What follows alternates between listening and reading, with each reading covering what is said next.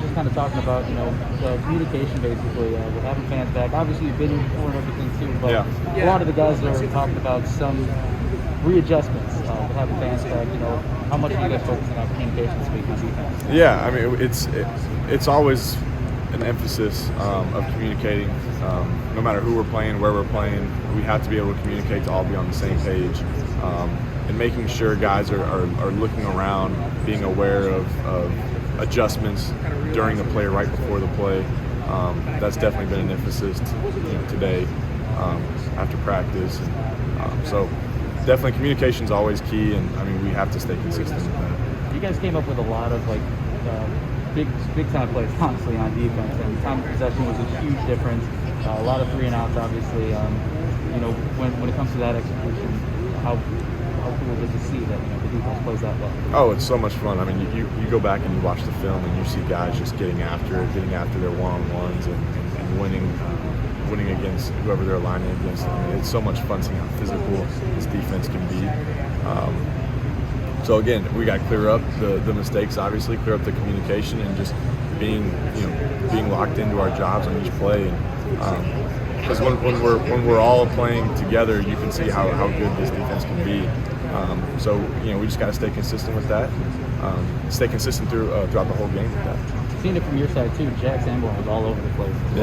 Especially with Leo being out for this week and the next week, or this upcoming week, should I say? Yeah. How do you think he filled that void and helped lead the defense in that inside linebacker situation? Yeah, he was flying around. I saw like the first 2 drives. I feel like he was in on every single play. So I'd love to see that. We expect nothing less than that, because that's just the type of guy that he is, type of player he is. Mikey Mascalunas did a great job stepping in for Leo. We expect whoever's in there that there's no drop off and that the level of play stays the same. This secondary too. The play that you guys did on Saturday. What are you hoping to bring this upcoming week? Yeah, I mean we want to start taking the ball away. I mean, we've been emphasizing that since the off season. We really want to start creating some turnovers, and we didn't have any this past weekend. And we need to start doing that, start attacking the ball, and just staying clear with our communication. That's a big thing. It's still early in viewing film too. What do you know about Eastern? They're a very similar scheme to Penn State, actually. I guess their offensive coordinator was Indiana's in 2019. So it's a similar tree of what we just saw, but they have 2 quarterbacks who are both talented, both gifted in different areas. And then they got physical running backs, so I mean we got to be able to strap it up and be ready to go. And not to look, I know you guys are looking forward. Apologies. The only reason why I'm asking is because you guys have had a chance to watch the film. Just with a couple of those big chunk plays that happened on Saturday, like with the touchdown pass to Jahan Dotson, the first one that kicked off the scoring. May I ask just what happened from the secondary's point of view? Just what happened to allow him to get free like that? Well, those plays were designed, like our play calls were designed for us to make plays on those balls. And there was either a miscommunication on not only that play, but on the other big passes were either bad eyes, we weren't in the right position, or we miscommunicated. And that's not on one person. I mean, that's on everybody to make sure that we can all communicate across the entire field. So that starts with me and Scott. We got to be able to communicate to make sure that our corners can hear what we're saying. So that's again a big emphasis this week, and that stuff is frustrating because stuff like that can be avoided. A lot of guys, we all get beat one-on-one sometimes. If you lose your one-on-one matchup, that happens. But when you're not in the right position, or when you're not doing your assignment, that's when it's like that's not the standard that we want or what we have, and we have to be better, and I believe we will be.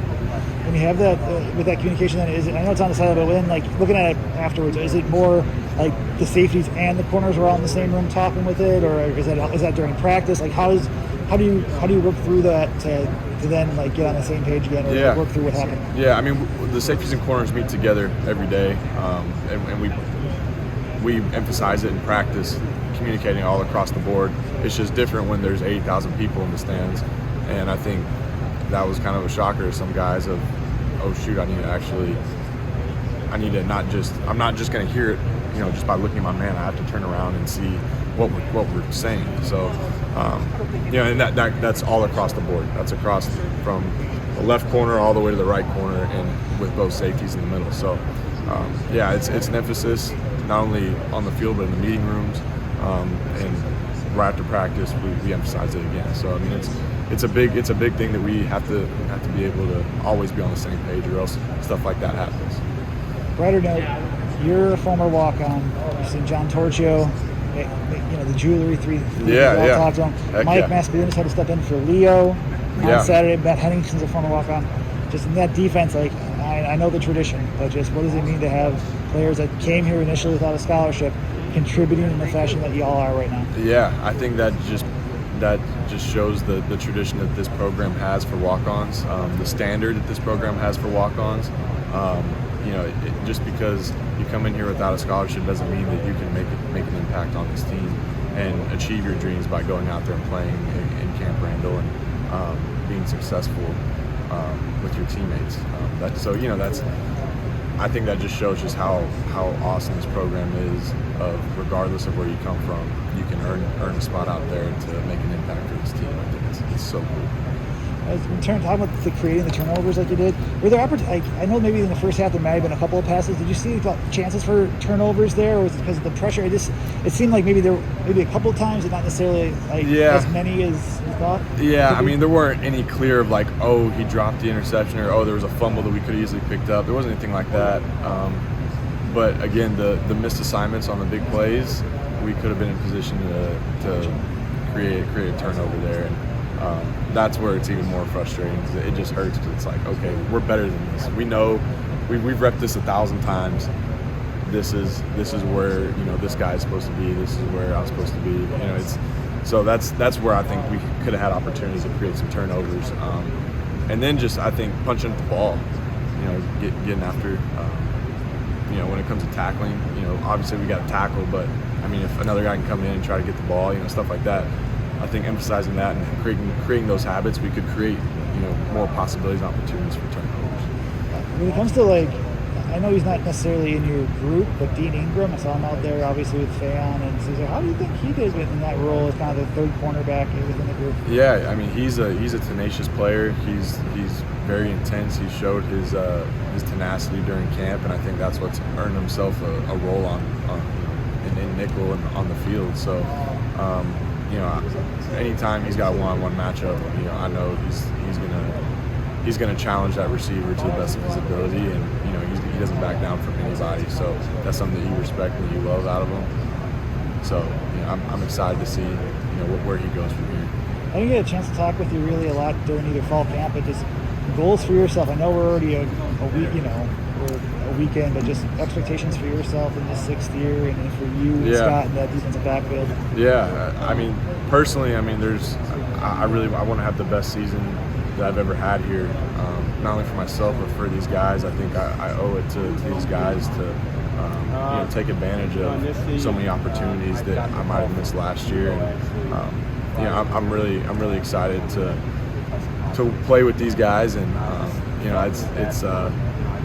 it's a great opportunity to play this extra year. I just feel like the game is a lot slower for me personally, and I can play a lot faster. And so I'm excited to see what this year entails, but I wouldn't want to do it with anyone else.